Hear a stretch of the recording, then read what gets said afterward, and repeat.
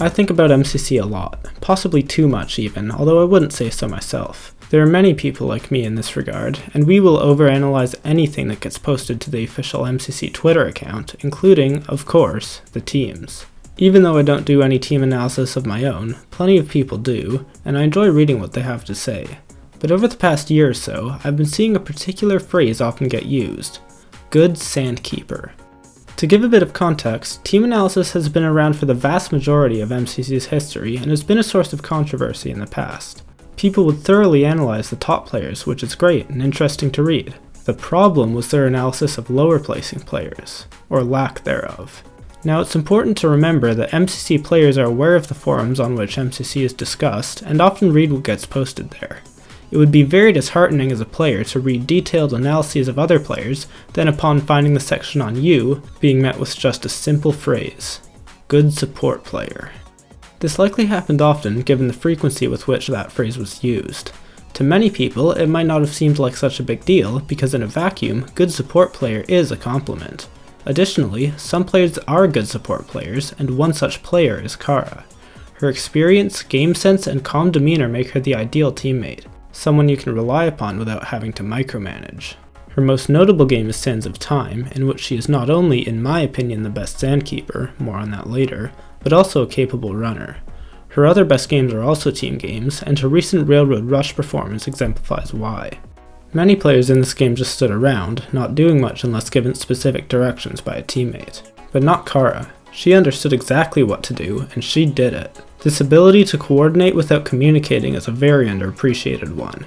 It's not flashy, and you might not even notice it if you aren't looking for it. But it's an invaluable contributor to a team's success. Unsurprisingly, Kara's teams tend to perform well, and the last time a team of hers placed below 5th was in MCC 21, over 2 years ago as of recording this. This is what a good support player looks like, and this is what you should say if you want to convey it. Other players got detailed analyses rather than just being called good mechanical players, so why should good support player suffice? In this context, it's just dismissive, and if it's used to describe nearly half the roster, it loses meaning entirely. This is why I take issue with the use of good Sandkeeper nowadays.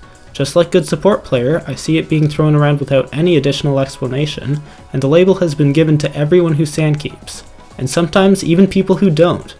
I've had enough of this. Today, I'm going to describe what it means to be a good Sandkeeper. There's just one problem. The current Sandkeeping meta is not what I'd call good Sandkeeping. To see why, let's take a look at the basics of this game. Sands of Time runs are limited by time. Every run in the history of the game has ended because either the timer ran out of sand, or all players left the dungeon because the timer was about to. An obvious key to success, therefore, is to maximize the amount of time you spend in the dungeon. Since the only way to gain time is by placing sand in the timer, sand will be used to represent time. But sand is only one of the things people aim to collect. Also of great importance are coins, which are ultimately what determine the success of a team.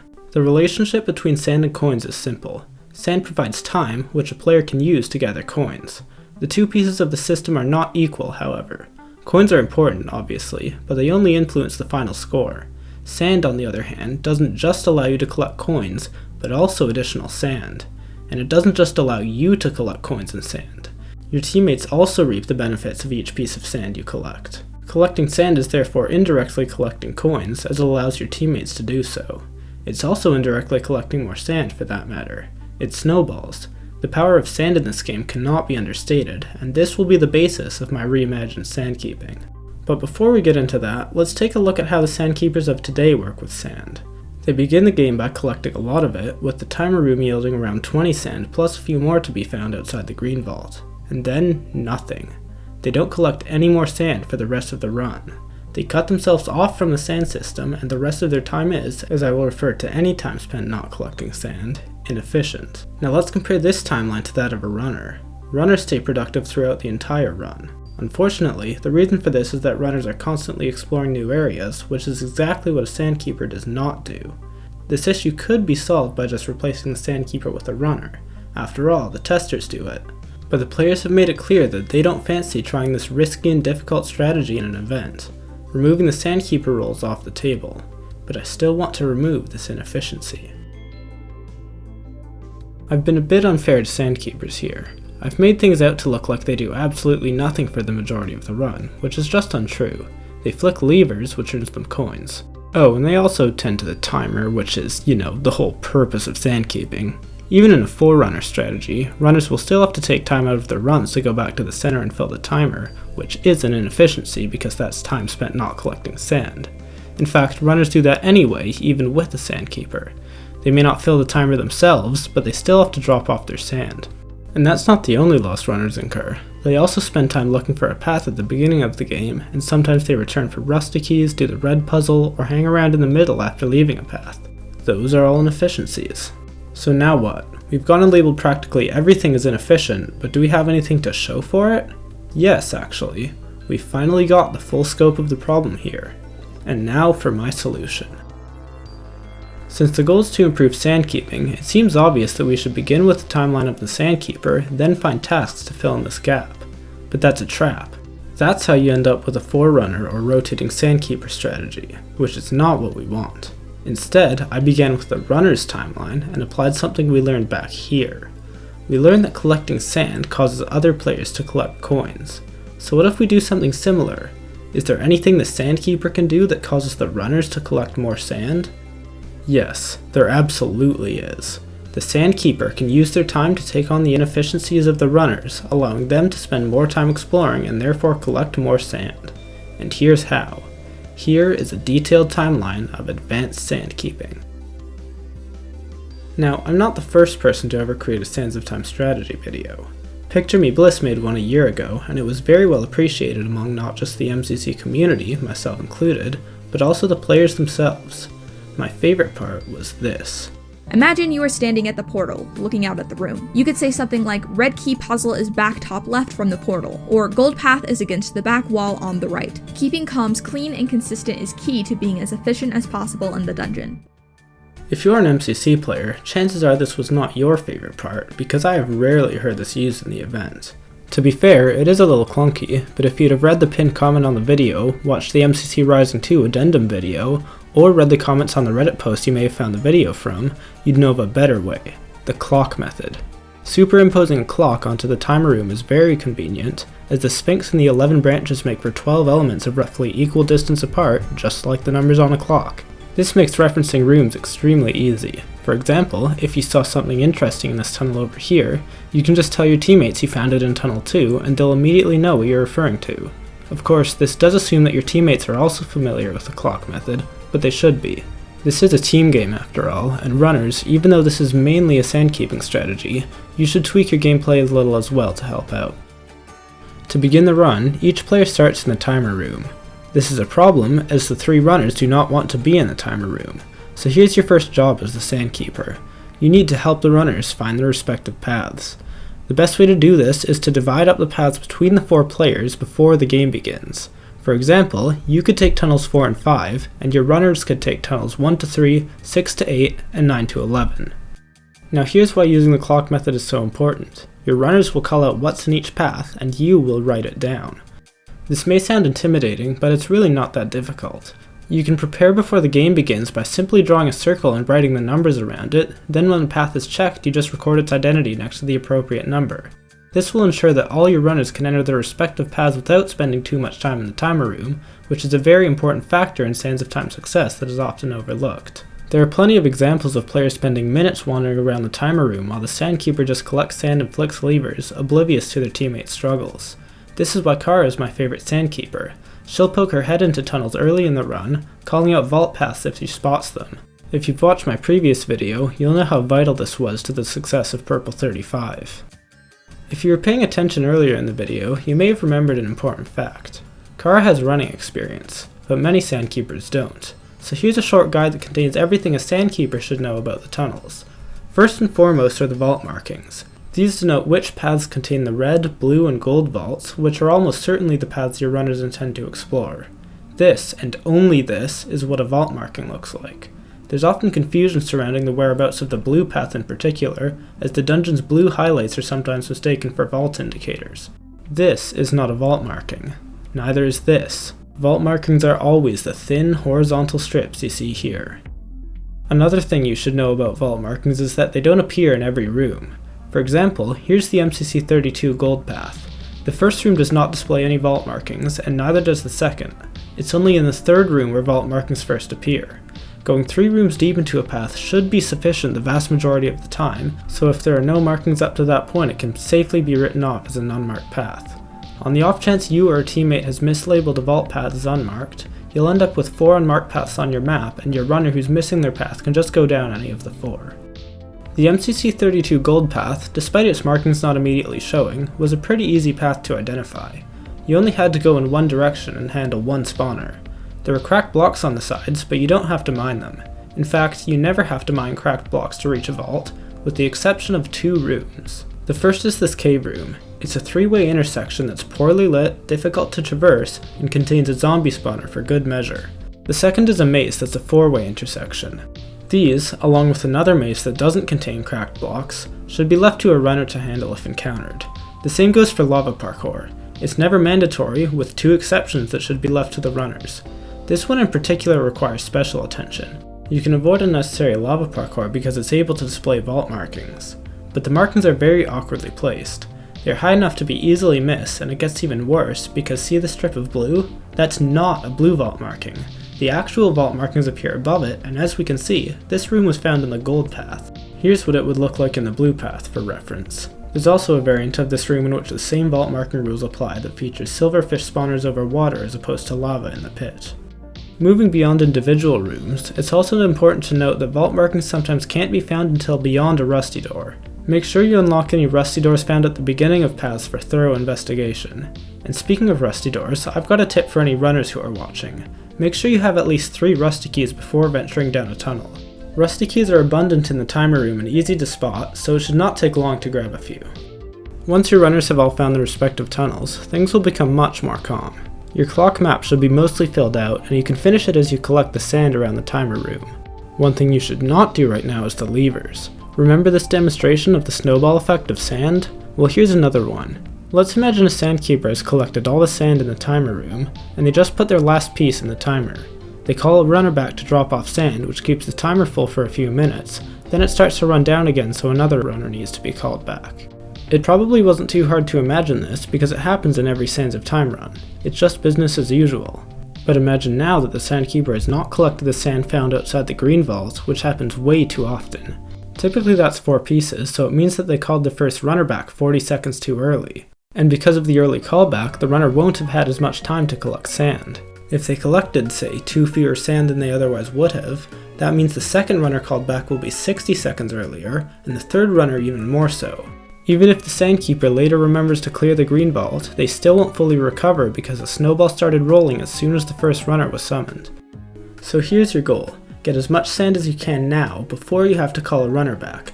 Don't even stop at the green vault. The puzzle and parkour rooms often contain a piece of sand, and you can also grab sand from unmarked paths if you can spot any from the entrance. And runners, you should leave any sand visible from the entrance in your tunnels rather than pick it up. Even if your Sandkeeper doesn't grab it, you can do so on the way back and it won't cost you any more time than the alternative. You should also make sure of the inverse case. Do not pick up any sand from the timer room or green vault. You should be spending your time in the tunnels, not stealing the Sandkeeper's duties. But if you do not bring it down the tunnel with you. By not giving it to the Sandkeeper beforehand, you'll start that snowball effect of premature callbacks. And if you do that, don't die in lava. I might have died in lava. One other thing you can do before calling back your first runner is the red key puzzle. This is typically done by the red runner because players dislike entering a vault path without its respective key, but spending time on the puzzle is spending time not collecting sand, and that's what you want your runners to avoid. Some runners may enjoy doing the puzzle anyway, and it's not all that bad if they do, so I'd say let them do it if they want to. If you end up doing the puzzle though, make sure to call the red runner back first to reunite them with their key. But don't do it early just because you want to hand off the key. You shouldn't call back a player until the sand in the timer plus the sand in your inventory combine for less than 120 seconds.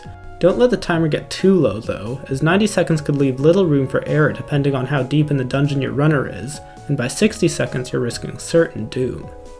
When you do end up having to call back a player for sand, you should first address each one by name and ask them how much sand they're carrying.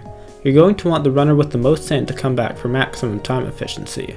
This is where the Sandkeeper's contributions to the callback typically stop. They hang out around the timer room while the runner comes to meet them. Sometimes the runner even fills the timer themselves because the Sandkeeper is preoccupied with levers. Let me remind you that you should not be doing levers at this point in the run. Instead, you can make more use of that handy map you made earlier. You know exactly which path the runner you call back is in, so you can enter it and meet them in the middle of the path to collect their sand.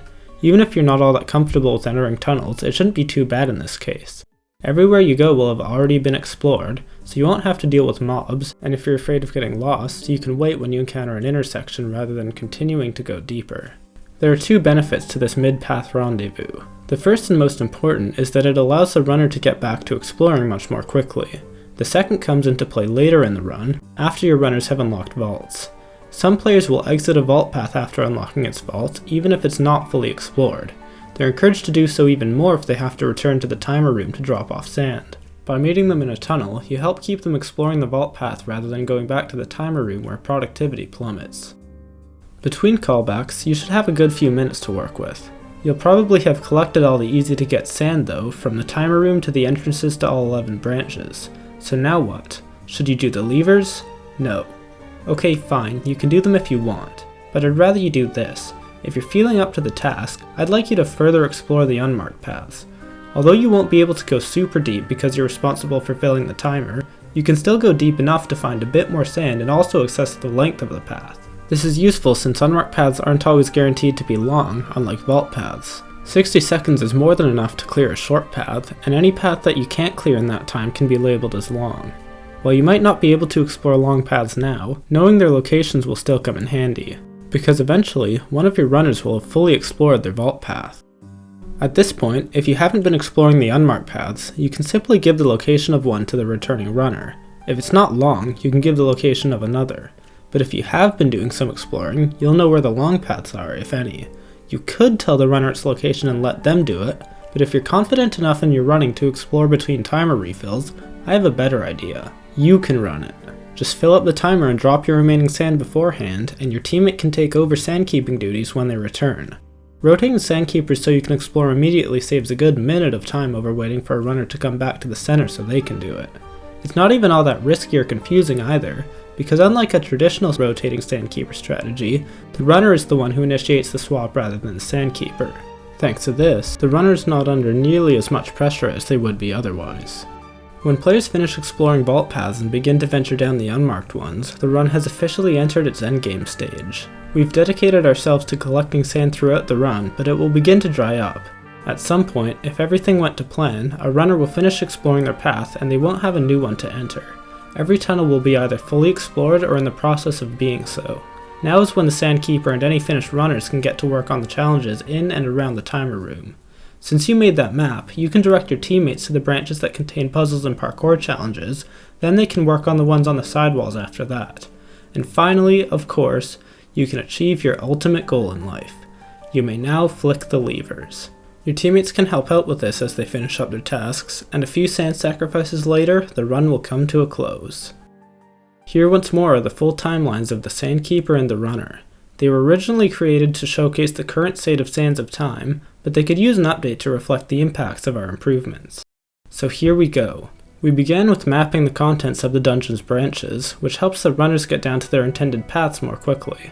This does take some time from the Sandkeeper that they would ordinarily spend collecting sand, but it's made up for and then some by expanding the scope of the Sandkeeper's sand collecting duties to include the beginnings of each of the branches. We then send the Sandkeeper further down the tunnels, first to collect sand from the runners to save them time from the full trip back to the center, then later to assess the length of the unmarked paths where they can pick up a bit more sand while they're at it. Finally, we come back around to the map created at the beginning, using it to direct runners to the long unmarked paths or even send the Sandkeeper down them. Of course, the Sandkeeper may not be comfortable with that last bit, but that's just fine. Because as you can see, I didn't actually present one strategy here, but rather 6 strategies that simply share a goal. You don't need to use all 6 of them if you don't want to. Even using one will still be an improvement to your sandkeeping. But I encourage you to try more. Sandkeeping has been very uniform over the history of MCC, but now it's time to differentiate yourself from the mold. It's time to show us why you deserve to be called a good Sandkeeper.